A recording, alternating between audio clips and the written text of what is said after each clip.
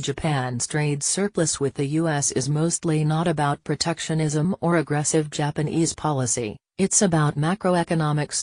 Tokyo, on his recent trip to Japan, President Donald Trump sounded more like a 1980s trade negotiator than a 2010 statesman.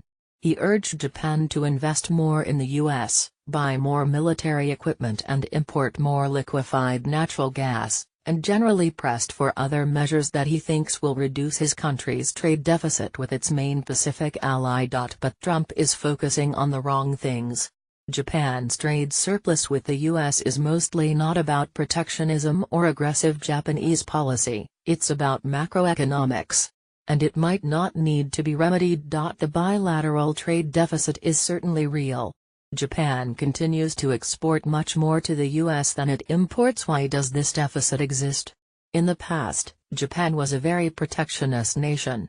In the 1980s, Japanese bureaucracies got very creative with reasons not to allow foreign products into the nation. The classic example involved banning foreign skis because they were supposedly unsuited to the country's unique snow. But much has changed since the 1980s. First, Japan's government gradually realized that restrictions like this were likely to harm Japanese companies. Maintaining different standards than the rest of the world tends to keep Japan Incorporated pinned up within the small Japanese market, a danger known as